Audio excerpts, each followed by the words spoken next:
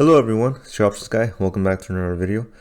So yeah, I've been kind of lagging lately with the videos, and I think my last video I explained how I've been basically doing some stuff with the housing market and basically trying to, well, I am qualified for like this other house basically, and still waiting on the appraisal and everything. But anyways, in today's video I wanted to basically talk about kind of like what's going on with the house market versus what's going on with the stock market.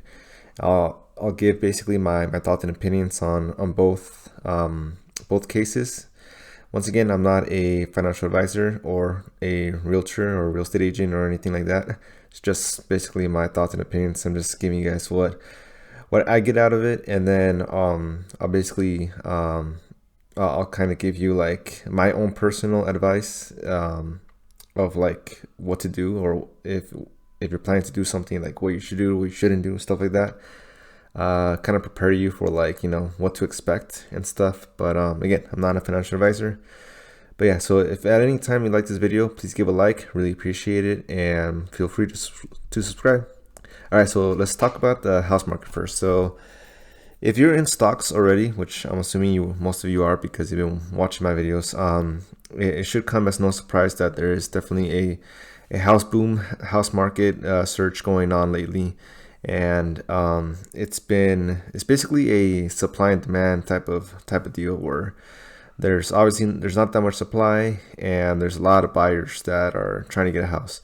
So very similar to or not very similar, but somewhat similar to what happened last year in the stock market, where like everything kind of just dropped, and then all of a sudden there was like a bunch of buyers that just came, and then that was a time when like Robinhood was like just getting like more hype with the retail investor, and then like Webull came out and everything. So yeah, with all those new brokerages and just basically making it very simpler to get into the stock market and all that, it caused like a huge influx of buyers. And not only that, with like the whole stimulus and everything, basically everyone just saw that like this was kind of like an overreaction to the market, and then everyone started piling in, and we've been saying all-time highs and all-time highs, going back to back within the last year, except recently it's kind of like stabled. However, the home or house market has been setting all-time highs, but it hasn't stopped compared to the stock market. And a lot of people are saying, well, what if we're in a bubble and all that?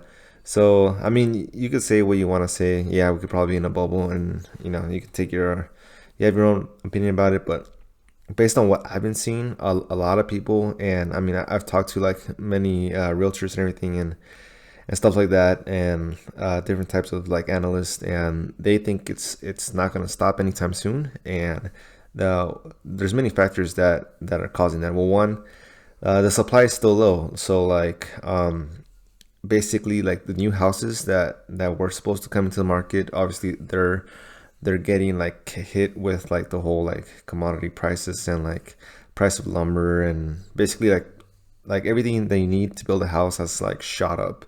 And it shot up because of the whole pandemic, which a lot of people stopped working.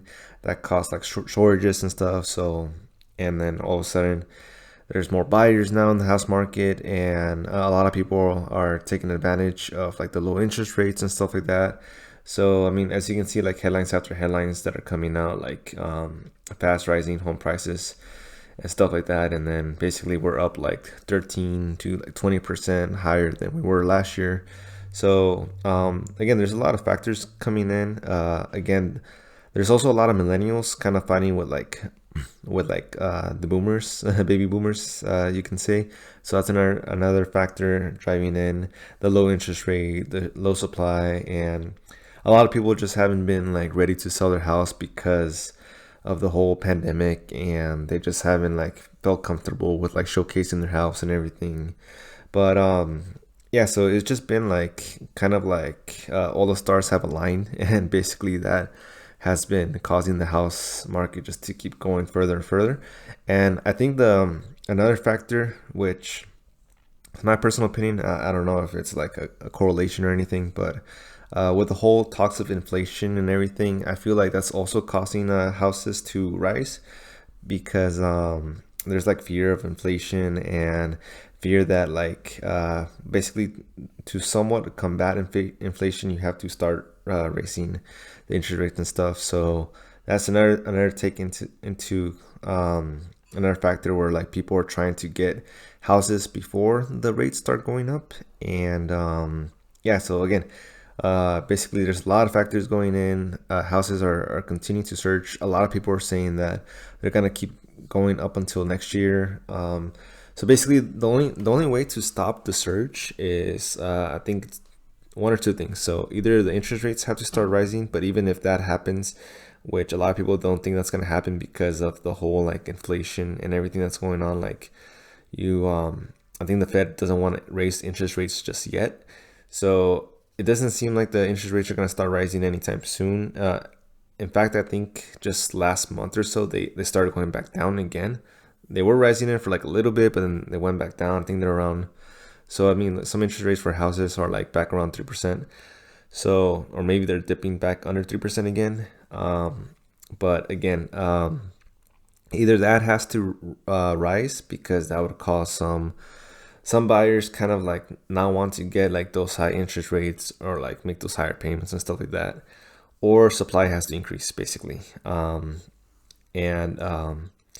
it doesn't seem like supply is going to increase anytime soon. A lot of people are still holding onto their houses, and they it's kind of like holding on to stocks, but they're holding on to their houses, and that's just continuing to causes the prices to rise because there's less houses.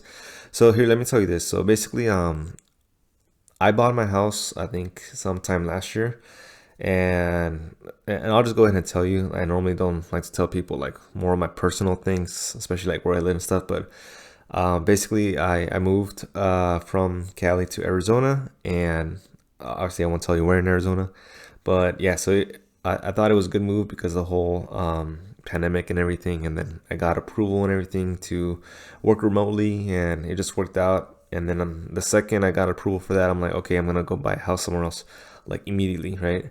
And then so if you're thinking of buying a house, you have to be prepared. You have to be prepared in like you have to get a pre-approval basically ready to go if you're wanting to buy a house. If you don't have a pre-approval, then you're gonna be like basically left behind, because you can find like a good house, and then if you don't have a pre-approval, then you have to go waste another day or two to get pre-approved, and then someone already like made an offer on the house and you already lost the house, right? So thankfully for me, I already had like my ducks in a row, and then I got the house. Like literally, I just went out and then I looked for how like I searched for like 5 houses, because out of the 10 houses I had in my list, 5 were already gone that day. So I was like, okay, I need to be fast, right? You basically need to be on your toes, and you have to already have the location in mind. You have to have your down payment and costs and all that you're gonna like put in and everything. You need to have your budget laid out, and then your pre-approval ready to go, because if you don't have any of this ready to go, especially now, and this was back then, but especially now, it's gonna be like really difficult for you to get a house, I think. But yeah, so thankfully I had everything in a row. I was able to lock in on a house at they were offering around 305, and just for the fun of it, I offered 5,000 less, and then they accepted the same day. And that was all a little bit before the more insane surges that started coming right after that. So like I was looking around my neighborhood, and like some houses are selling around my neighborhood, and the house that I got like is now worth almost around 350. So it just gained like 50,000 within a couple months. So that's pretty insane. Obviously, I'm not gonna sell. I actually wanted to get that house for like long term, and have like my actual permanent resident house. It would be dumb to sell right now, also because like short term and all that, and then the closing costs and all that. So, anyways, but if you're looking into a house, just be prepared. Have your closing cost estimates, your budget ready to go, your pre-approval, and be ready to make an offer like right away.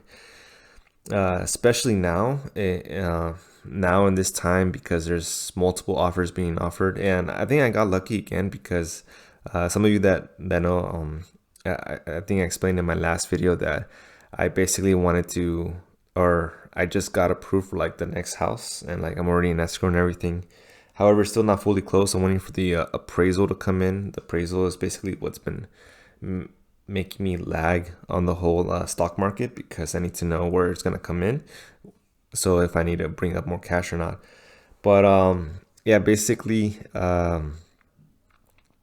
yeah, houses are still increasing, and it's tough. There's some houses that are coming in like multiple offers. Thankfully, I was able to get the second house that I'm trying to get as like my first offer.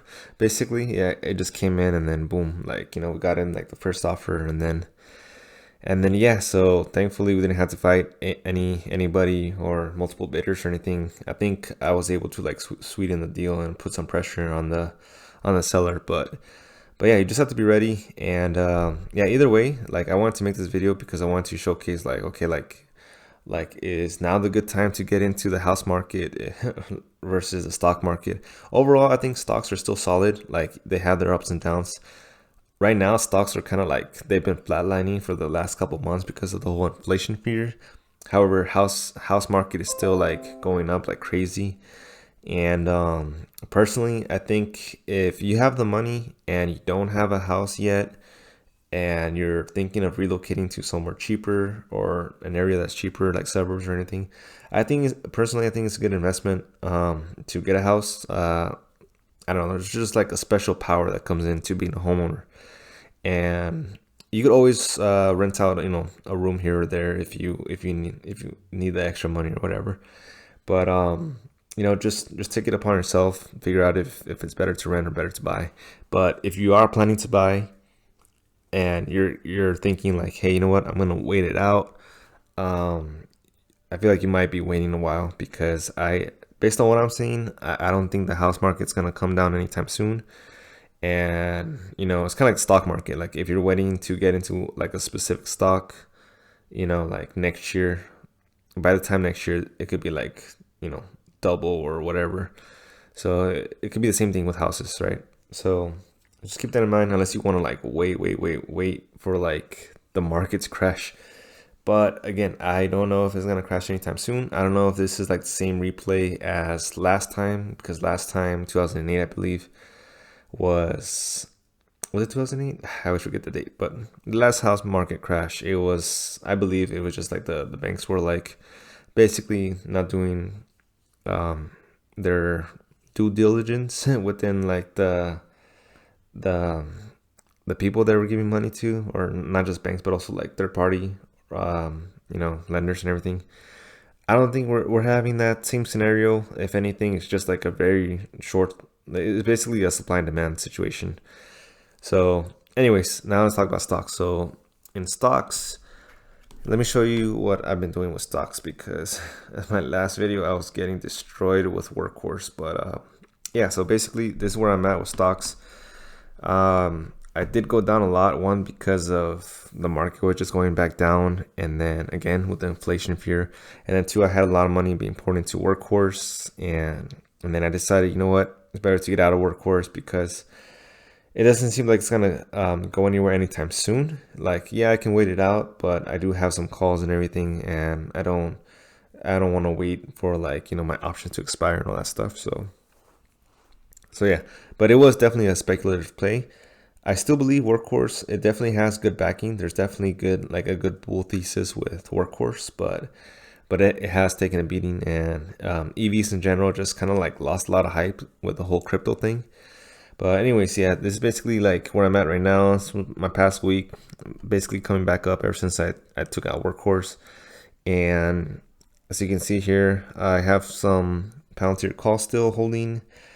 Almost holding over 1,000 shares of Palantir. I might cut 100 shares because I've been doing some wheel option strategy with coin lately, and it's funny how like I just started doing selling some puts with coin, getting some premium, you know, like a week here and there. And all of a sudden coin just started like spiking back up because it got a new price target by JP Morgan. But yeah, so either way, um, I'm more comfortable with selling puts and selling calls with coin rather than getting onto the whole crypto, just buying Bitcoin or whatever, and then just like, you know, praying it goes up. It like I love stocks because you can actually, there's like more hedge strategies that you can do, I believe, versus crypto. Crypto's kind of like, you know, you just buy the dip and then hold. That's pretty much all you can do. Um, I know there are some other brokerages that lets you do some like selling like options with crypto and stuff, but I don't know, it's kind of weird. But yeah, this is basically where I'm at. I'm still holding AYX, still holding ARK, still holding Palantir. Um, yeah, the at first I was more into like the Fang gang where I was buying Microsoft, Facebook, you know, basically like the good tech stocks. But then I'm like, well, I adjusted my 401k to like basically go into that, and I'm maxing out my 401k. So there's no point in going into that in my own personal brokerage, you know. So might as well just pick the stocks that, you know, I like, that a little bit more riskier, but I feel like they have greater potential. So that's why I have Palantir and ARK. Yeah, ARK's good. It's an ETF. That's the only thing that kind of sucks about it. But then again, I do like ARK, and ARK's kind of like I don't know where to put my money in, so I'll just put it in an ARK situation. And you know, ARK has Tesla and Square and like a lot of my favorites. So yeah. But either way, yeah, I haven't put any money in here since like last year, since September. It's been like months since I put money. I've been saving money for like the house situation, and right now I'm still like, I have some money on the side, but I haven't put it in yet because I'm waiting for this whole appraisal situation. And for those of you that don't know what an appraisal is, basically someone comes in and gives a value to your house. So if the value that is under the asking price, then the seller either has to like lower their price, or if I really want to get the house, I have to like, you know, increase my down payment. So that's basically where I'm waiting at. And yeah, so I'm just sitting on these stocks, and I have 1 to 2 houses in the works, and I'm sitting on some cash, about 20,000 in cash. So yeah, basically just waiting. And then I was playing coin. I closed out some coin options that I had because coin rallied this morning. So like, oh, I'll just take the profits. And yeah, just playing coin as of right now, and just sitting on these. I'm not really doing anything with these. Just been holding them. Yeah, but yeah, it's been, stocks have been pretty much, for the most part, they've been flatlining. But it seems like Palantir, ARK's coming back up. So we'll see what happens with that. But anyways, if you like this video, if you're into the housing market, let me know. If you're into stocks, let me know what you're into. Are you guys into the whole crypto thing, or are you into AMC or GME, because those shot up a lot today? Like, I just want to know what you guys are doing. But yeah, anyways, thanks for watching this video. Like, comment, subscribe. I'll see you guys in the next video.